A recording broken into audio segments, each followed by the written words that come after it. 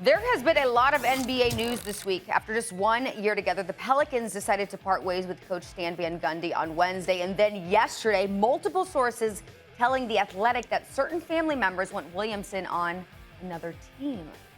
Whew. Okay, we've got some drama stirring. Now, you've seen Carry On with Mr. Kendrick Perkins. Well, Hahn over here, he's going to take over today and give us his take on Zion Williamson. Hahn, the floor is yours, and the title, very appropriate. I will let you introduce. Carry on. Yes, Perk, all due respect, but thank you. All right, so they say we either learn from history or be doomed to repeat it. So let's see if we can find a pattern here. In the season after New Orleans was forced to trade an unhappy Chris Paul, the team drafted Anthony Davis. In the season after the team drafted Zion Williamson, they traded an unhappy Anthony Davis. So guess who is reportedly unhappy now? Think about how this relationship began. With a blank stare on draft lottery nights when it was revealed that the Pelicans would get the #1 pick. Then came a story about how he and his Duke teammate R.J. Barrett often talk about teaming up one day in the NBA. Then there was how he gushed about playing at Madison Square Garden. Oh, by the way, that's where R.J. Barrett played. Now comes the report that his family would prefer he play elsewhere. Is that somewhere else, New York? Of course it is. So what's in it for you? David Griffin, valuable assets the Knicks haven't had in years.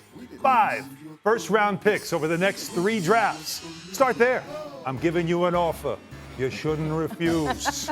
You can be stubborn and insist you're going to build a winner around Zion. We're going to make him happy. How'd that work with CP3? How'd that work with AD? It's not going to work with Zion. Face it. He's just not that into you. Carry the hell on. Oh, you never want to hear that. All right, carry the hell on. So, Big Perk, what's your response?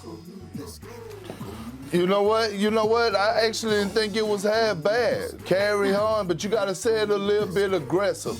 But listen, let me show you how to say something when you got to end it with carry the hell on, okay? Because here's the problem that I have, and this is the problem that I have in all the sports when guys and their parents, uncles, grandparents always step outside of their lane, all right?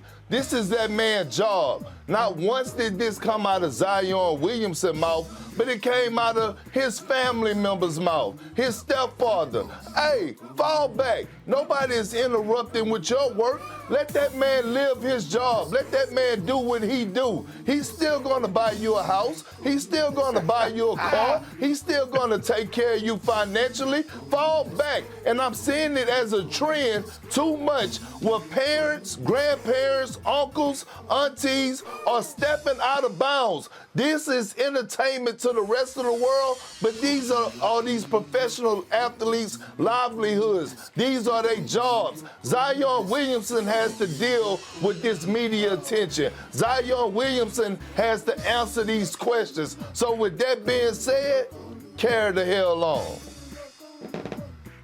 What do you guys think about that, about Zion's family getting involved in this and not letting him speak for himself? I don't have a problem with it at all because it's the influence, right? It's managers, it's agents, and it's family members. That's the reality of professional sports. This is not, a player is not going to step out there and say, well, I want to get out of here. I'm tired of having 3 coaches in 3 years, 3 new head coaches. I don't want to do this anymore. Players aren't going to do that. They're going to leak it to, they're going to have a conversation with whoever their handlers are, their influencers are, and they're going to allow them to push the information to the germ spreaders. That's just the reality of it. I mean, that's what it is, Perk. You know and I know. That's the reality of it. Yeah, he may be unhappy in New Orleans. He'll never say it.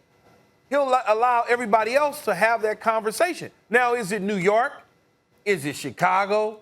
Is it Boston? Is it L.A.? Like, where does he land at the end of the day? The best fit would probably be the Knicks, based on his former teammate and the snack, crackle, pop that the city gives you.